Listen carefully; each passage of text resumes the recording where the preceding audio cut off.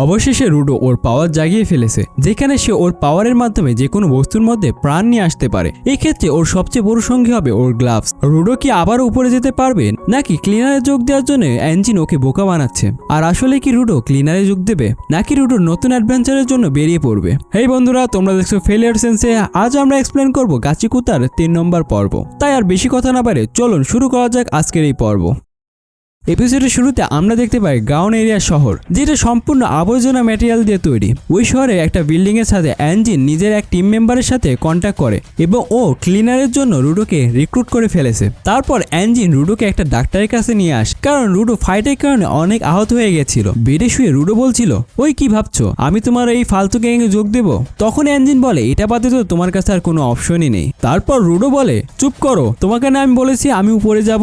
রুডোর এত চিল্লানোর কারণে ওই ডাক্তারটা খেপে যায় আর বলে, ওই ছেলে নিজের মুখ বন্ধ করো। আর কোন পাগল আছে যে ওই আবর্জনা মনস্টারের ওই জায়গাতে ঘুরে বেড়ায়? তুমি যদি আর কিছুক্ষণ ওখানে শ্বাস নিতে তাহলে তুমি এতক্ষণে মরে যেতে। আর তার উপরে তুমি কিডন্যাপ হয়ে যাচ্ছিলে। তোমার তো উচিত ওই ছেলেকে ধন্যবাদ দেওয়া। আর হ্যাঁ, মনে রাখবে আমি কিন্তু একটা মেয়ে। মানে চিন্তা করো, ডাক্তার হালাই নাকি একটা মায়া মানুষ। কোন দিক দিয়ে ওরে মায়া মানুষ লাগে? তারপর এঞ্জিন আর রুডো ওখান থেকে চলে যায়। বাইরে এসে রুডো এঞ্জিনকে ধন্যবাদ জানায় ওর চিকিৎসা করানোর জন্য, আর বলে আমার শুধু উপরে যাওয়ার ইনফরমেশন দরকার, তাই আমি ক্লিনারে যোগ দিতে পারবো না। তখন এঞ্জিন বলে, তুমি কিডন্যাপ হওয়ার পরে বুঝে গেছো এখানকার মানুষ স্পেরাইটদের কতটা ঘৃণা করে, আর তুমি আশেপাশে উপরে যাওয়ার রাস্তা জিজ্ঞাসা করতে পারো। তবে ওরা যদি একবার জানতে পারে তুমি স্পেরাইট, তাহলে তোমার কি অবস্থা হবে তুমি নিজেও জানো না। আর তুমি এখানে ইনফরমেশন ফ্রিতে পাবে না, তাই চুপ করো আর আমার সাথে চলো। তারপর ওরা দুজন একটা রেস্টুরেন্টে চলে আসে আর খাবার খাচ্ছিল। কিন্তু রুডোর বিশ্বাসই হচ্ছিল না যে আবর্জনা ফেলার স্থানে এত বড় একটা শহর থাকতে পারে, আর এখানে এত খাবারই বা পাওয়া যাবে। এঞ্জিন তখন বলে, শুনো রুডো, আমি তোমাকে এই জায়গার ব্যাপারে কিছু বলি। এই সম্পূর্ণ জায়গাটায় গ্রাউন্ডে আছে।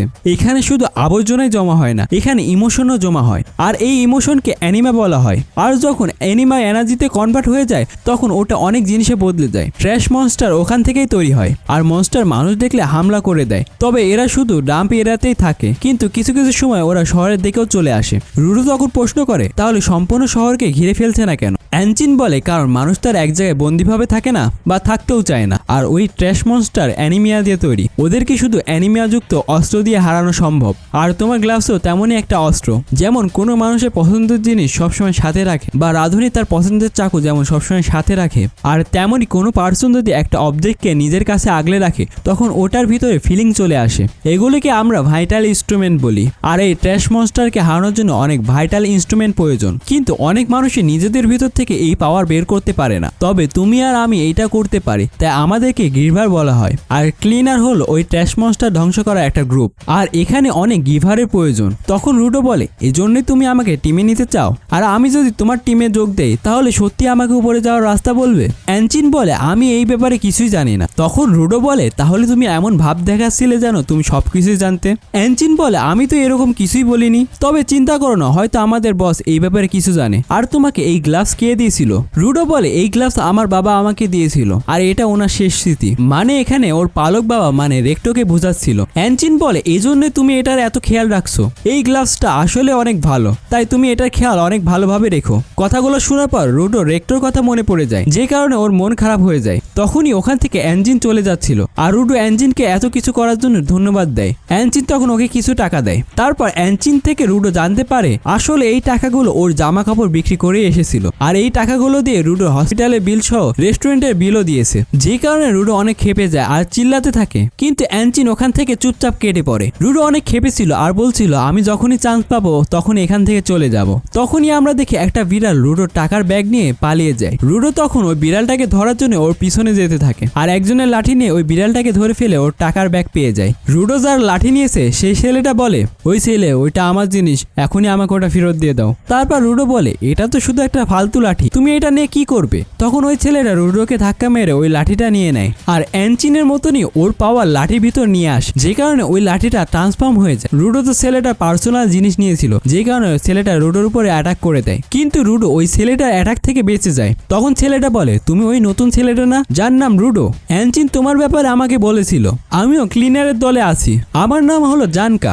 এঞ্জিন আমাকে তোমার ট্রেনিং এ ইনচার্জ বানিয়েছে, কিন্তু আমি ভাবিনি আমার তোমাকে সবকিছু বেসিক থেকে শেখানো লাগবে। রাখবে, আর তার সাথে তোমাকে এটাও শেখাবো যে তুমি চুরি না করো, আর যেটা তোমার জন্য ইম্পর্টেন্ট ওটা তোমার লুকিয়ে রাখা উচিত। মানে রুডো যে ওই ছেলেটা লাঠি নিয়েছিল, এই কারণে ওই ছেলেটা ভাবছে রুডো ওর লাঠি চুরি করেছে, কারণ জানকার জন্য ওই লাঠিটা ওর ভাইটাল ইনস্ট্রুমেন্ট। তখন রুডো বলে তুমি ভুল ভাবছো, আমি তো শুধু বিড়ালের কাছ থেকে আমার টাকার ব্যাগ ফিরে নেওয়ার জন্য নিয়েছিলাম। তখন জানকা বলে এইসব কথা গিয়ে তোর বাপকে বল, যে কিনা তোকে কিছুই শিখায় নাই। কথা শুনতেই রুডো খেপে যায়। ঠিক তখনই রুডো রেক্টর কথা মনে পড়ে যায়। রেক্টর রুডোকে বুঝিয়েছিল রুডো যেন সিচুয়েশন বুঝে হ্যান্ডেল করে, তাই রুডো ওর ভুল বুঝতে পারে যে ওর জানকার ইম্পর্টেন্ট জিনিস নেওয়া উচিত হয়নি, আর সেজন্য রুডো জানকার কাছে মাপ চায়, আর সে রুডোর উপরে হামলা করার জন্য মাপ চায়। এতে রুডো নিজেও শক হয়ে যায়, ও এই প্রথমবার কোনো সিচুয়েশনকে হ্যান্ডেল করেছে। রুডোর বিশ্বাসই হয় না রেক্টর আইডিয়া যে ওর কাজে আসবে। তখন জানকা রুডোকে জিজ্ঞাসা করে তোমার ভাইটাল ইনস্ট্রুমেন্ট কোনটা, আর ওটা কাজই বা কিভাবে করে। রুডো বলে আমার হিসাবে তো আমার ভাইটাল ইনস্ট্রুমেন্ট আমার গ্লাভস, কিন্তু আমি ঠিকমতো জানি না এটা কিভাবে কাজ করে। তখন জানকা ওর ভাইটাল ইনস্ট্রুমেন্ট সম্পর্কে রুডোকে বলতে শুরু করে। তখনই রুডো মনে পড়ে যে রেক্টর ওকে বলেছিল রুডো যেন কারোর সাথে কথা বলার সময় হাসি মুখে কথা বলে, কিন্তু সমস্যা হলো রুডো জীবনেও কখনো হাসেনি, তাই ও জানে না কিভাবে ঠিকমতো হাসতে হয়। তারপর জানকা ওকে জিজ্ঞাসা করে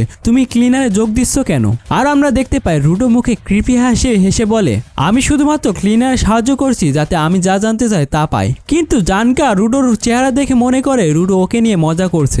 রুডো ওকে বোঝাতে থাকে যে ও শুধুমাত্র হাসছিল, আর তার সাথে আবার একটা কৃপি হাসি দেয়। কিন্তু এগুলো দেখে জানকা আরো বেশি খেপে যায়, আর জানকা বুঝতেছে না দেখে রুডো খেপে যায়। মানে দুই মাথা গরম এক জায়গায়, আর ওদের মধ্যে তখন ঝড়গা বাড়তে শুরু করে। তখনই জানকা রুডো স্বপ্ন নিয়ে মজা করে। তারপর রুডো বলে তোমার সাহস কিভাবে হয় আমার স্বপ্নকে ফালতু বলার। জানকা বলে আমি তোমাকে দেখেই বুঝে গেছিলাম আমাদের দুজনের মধ্যে পড়তে হবে না। তারপর ওরা দুজন ওদের ভাইটাল ইনস্ট্রুমেন্টের পাওয়ার জাগিয়ে তুলে। রুডোকে এমনটা করতে দেখে জানকা বুঝে যায় রুডো ওর গ্লাভসের মাধ্যমে যে কোনো অবজেক্টকে ভাইটাল ইনস্ট্রুমেন্টে বদলে দিতে পারে। তখন জানকা বলে তোমার কাছে যতই ন্যাচারাল ট্যালেন্ট থাকুক না কেন তুমি আমাকে কখনোই হারাতে পারবে না। জানকাও লাঠিটা এক ফাঁকে উপরের দিকে ছুঁড়ে মেরেছিল, যেটা সরাসরি রুডোর সামনে গিয়ে পড়ে। এতে রুডোর খেয়াল অন্যদিকে গেলে জানকা ওর উপরে অ্যাটাক করে দেয়। রুডো জানকার সাথে ফাইট করার চেষ্টা করে, কিন্তু জানকা এত স্পিডের কারণে কিছুই করতে পারে না। জানকা রুডোকে এক অ্যাটাক করে মাটিতে শোয়াই দেয়। তখনই জানকা খেয়াল করে ওর গালে কিছু একটা লেগে আছে, আর ওটা হাতে নিয়ে গন্ধ শুকতে বুঝে যায় ওইটা পটি ছিল।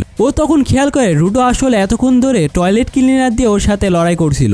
যখনই জানকা রুডোকে বলতে যাবে রুডো তখনই ওর উপরে অ্যাটাক করে দেয়, আর জানকার কোনো কথা শুনে না। জানকা পটির হাত থেকে বাঁচতে রুডোর থেকে পালাতে শুরু করে, কিন্তু রুডো বুঝতে পারে না ওই লাঠিটা আসলে কিসের। ও তখন মনে করে ওই টয়লেট ক্লিনার আসলে অনেক পাওয়ারফুল, যেটা থেকে জানকা ওর থেকে পালাচ্ছিল। জানকা পালাতে গিয়ে একটা বিড়ালের জন্য মাটিতে উষ্টে পড়ে যায়, আর এর সুযোগ নিয়ে রুডো ওর উপরে অ্যাটাক করে দেয়, যে কারণে জানকা সমস্ত শরীরে গু লেগে যায়। তখনই অ্যানচিন ওদেরকে রিসিভ করতে চলে আসে। তারপর ও যখন জানতে পারে রুডো টয়লেট ক্লিনার দিয়ে জানকাকে মেরেছিল, ওর হাসি তখন থামছিলই না। রুডো নিজেও লজ্জা পেয়ে যায় যে ও এত কনফিডেন্সের সাথে গু মাখা লাঠি দিয়ে জানকার উপর অ্যাটাক করেছিল, আর জানকা তো ওর বেইজ্জতির কারণে মুখ লুকিয়ে আছে। অ্যানচিন এখনো গাড়ি চালাতে চালাতে হেসেই যাচ্ছিল যে যেই জানকা বড়লোকের ছেলে মতো ভাব নিয়ে চলে, রুডো গু মাখা লাঠি নিয়ে সেই জানকাকে হারিয়ে দিয়েছে। তারপর অ্যানচিন বলে শুনো রুডো, তোমার ফার্স্ট মিটিং জানকার সাথে ভালো না হলেও ও তোমার এখন ট্রেনার, ও অনেক স্কিল গিভার। জানকা ভালোভাবে ভাইটাল ইনস্ট্রুমেন্ট কন্ট্রোল করতে পারে, এই কারণে ও তোমাকে অনেক ভালোভাবে কন্ট্রোল করা শেখাবে।